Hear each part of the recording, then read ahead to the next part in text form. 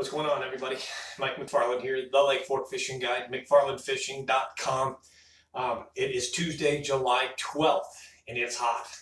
Record-setting heat, unbelievable. The rest of the week, really kind of the same thing coming at us.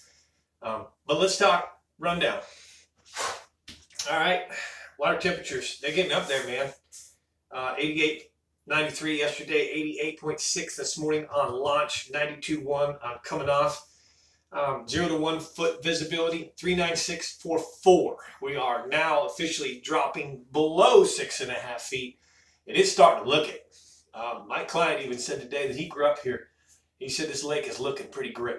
6.5 feet's not grim. I've seen it be 8.5 feet. But I can tell you, with no particular rain in the outlook, more than likely no heavy rain, certainly for the rest of July and probably most of August, it is looking grim. We are going to drop another foot to 2 feet in the next couple, 2-3 months. If we do not get hit in September with heavy rains, we could potentially be in trouble next fall. Or I'm sorry, I'm a little tired. The heat has really got to me. Next spring. This fall is when we're going to get into trouble. We're going to get down to 7, maybe 8 feet low. By the time spring rolls around, it could be at a level lower than it's ever been before. So in 2015, it was 8.7 feet low. And I believe that's the lowest it's ever been. Real close. 9 foot is about it, max. It might have been 9 foot 2012. The drought between 2009 and 2015 was huge. It was heavy. But the lake kind of still sustained itself. I'm not accusing anybody or anything by this statement, but the 4 foot that we threw away to work on the dam, we had to do it. It could become real critical. Having that 4 foot of water back right now would be huge. And if we don't get September rain, which I dread as well. I think anybody in Northeast Texas understands that if we get heavy rains here, then that's more of the hurricane, tropical storm type stuff. What comes in September, October is tropical. And if we get that heavy of rain here in Northeast Texas, then the coast gets bombed. And as much as we want the rain, I don't want the coast to get flooded again, like we did 2015, 50 inches in Beaumont. Flooded the cities. Houston went underwater. Beaumont went underwater. That's what it took to fill us back up here. And we don't need to necessarily be full again, but we need some rain. The entire state of Texas needs rain. I know down south in Houston, they're putting mandatory no washing your cars. I think that you can't run your sprinklers in your yard. It's getting critical. But that being said, this rundown isn't about water and rain. We kind of give you a rundown about the lake conditions and what to expect here for the future. The reason that I do that is so you know what's going on Fork. You know what, if you're planning fall trips and coming here, I would expect it to be low. The lower it is, the more dangerous it gets. And in some cases, it's even easier, though, to run. It's dangerous running high speed, but when you shut down and you're idling into the back coves and things, it's actually easier. You don't bump as much going into the back coves. With that being said, fishing's good.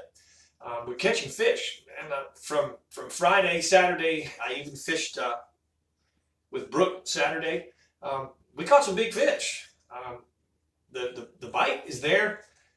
The number count in some places is down, and in some guys are catching good numbers. It's a mix. You've got to get behind that sonar. You get behind the wheel and use that sonar and really spend the time to go find them. Once you find them, they are grouped up. They're not really in all the typical areas that they would be in summer.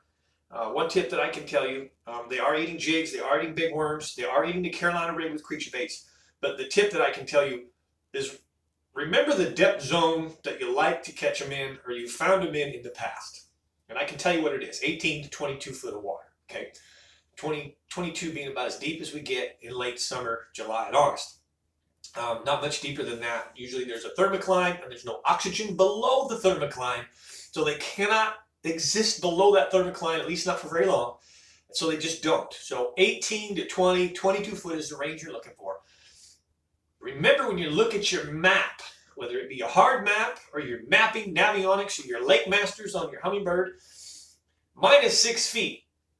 Okay, I'm not telling you to go tell your Humminbird to minus 6 feet. That does help a little, but it doesn't show you the contours. And so it's real simple to study the contours. And normally, if the lake was full pool, I'd be looking for contours at 18 to 20 to 22 feet. Well, add 6 to that. Now you're looking for them in 24, 26, 28. So when you're looking for those long points, you want to be fishing where it says, 24, 26, 28. That is going to be the 18, 20, 22 kind of feature. Now, some of the flats, for example, they're not always on long points and humps and things like that. I love humps and roadbeds in the middle of summer. A lot of them are too shallow. But kind of just use that concept that you need to be looking relative to the lake at 6.5 feet low. So when you find big flats, find them in 18 to 20 feet of water, and you're probably going to find some fish. I can tell you fish really slow, but here's a tip. The other night I outfished Brooke, one of the first times, because the fish actually wanted the bait moving a little bit more. And once she realized that she's so sharp, she doesn't miss anything. I'd caught, I think 4, I was 4 up on her, and she said, "What am I doing? I'm not getting bit. It's not usually like that." And she realized that I was fishing the bait much faster than she was. She's really good at slowing down, super, super, super slow, as we talked all season. It's why she caught so many more big fish than most of us. Outfished me almost every time we went out. It's because she fished so methodically and so slow, and the fish don't usually see that. But they wanted that worm moving a little bit, and once she did, she caught herself a big Lake Fork special as well, and it's on the worm. So the big worms, 10-inch worms are best. Football jigs are working really good. Green pumpkin colors.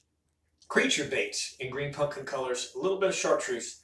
But I can tell you that it probably should get a little better before it gets worse. The next 2 to 4 weeks, we're going to continue to get hot.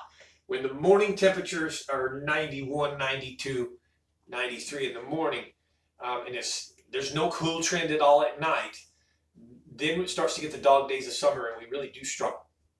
I do anyways. Then it slicks over and there's no wind. It's really hard to catch them.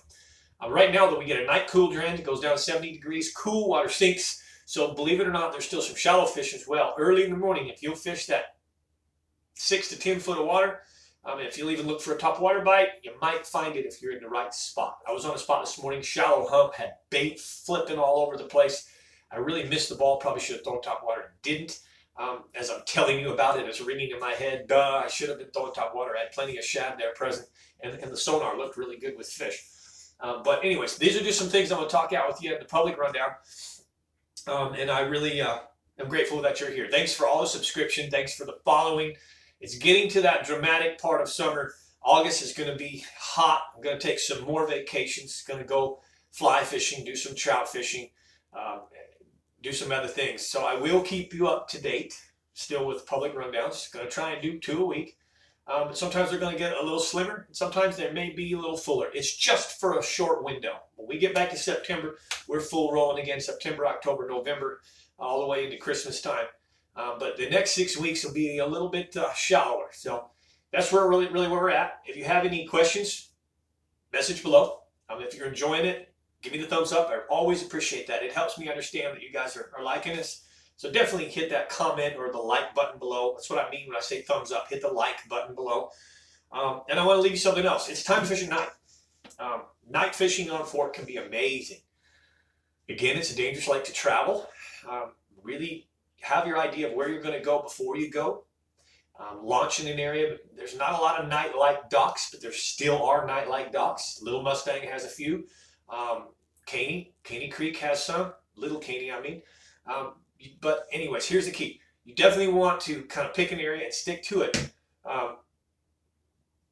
Shallow at night. They pull up and eat those crawfish. So you could even fish some of the walls of the bridges. Just go along those levees, or those where they go Mustang Bridge, Little Mustang Bridge, Williams Bridge. On the east side, you've got a lot of bridges, and those fish will visit those walls because it's clean pickings. They can really go up and down those walls looking for crawfish, crawfish and brim. That's a really good. You don't have to have night lights to catch them on Fork. Some of the shallow reefs as well. They will visit those shallow reefs. And then here, this is called the Cyclops Revo 100. This is one of the best spotlights that I've ever had. It's rechargeable. It actually works really well. A lot of rechargeables don't. But this right here is one of the best spotlights. If you're going to go out at night, I really recommend you use that. It recharges really easy. It recharges in your truck. It recharges in your boat if you need it. But that Cyclops Revo 1100. I'm sorry, I need glasses. Cyclops Revo 1100. All right, you can get that at Emery Auto. Just go up there and tell Wendell that I sent you, and he'll order you one. And they're not expensive. One of the best night spotlights that I've ever used. All right. Okay, guys, that's kind of the gist of the rundown. I want to invite you over to the members only channel. I'm giving a little bit more information here to the members than I give to you. I always do that. I had a great morning this morning, and I made a change. I got away from the worm, got away from the jig. They weren't eating it this morning, and I did something really cool. Father and son put a smack down on them. If you want to know what that is, subscribe. Subscribe to the members only channel. Hit the join button from your laptop or your desktop on any one of the videos. It should say join any one of the videos. Real simple, follow the procedure. $4.99 a month. You lose more lures and fishing line, and these days you burn 1 gallon of fuel for that. So for $4.99 a month, it's a pretty easy subscription. Give you the real deal on Lake Fork. If you don't like it, unsubscribe. That's all. So that's my invite to you. I'm real grateful for all of you again. The subscribers continue to grow. Tell your friends about the public. Tell your friends about the members. Tell your friends about Lake Fork, because it is the GOAT Lake. It's the greatest lake of all times. And listen, if you catch any big fish that you want to share with me, if you have any requests from me, something to discuss, we're going to discuss thermocline here real soon. What the thermocline is, what creates it, and what it does to the fish. Not just at Fork, but in general. But please put that in the comments below as well. And I thank you so much. I'm Mike McFarland, the Lake Fork Guide, giving you another weekly rundown.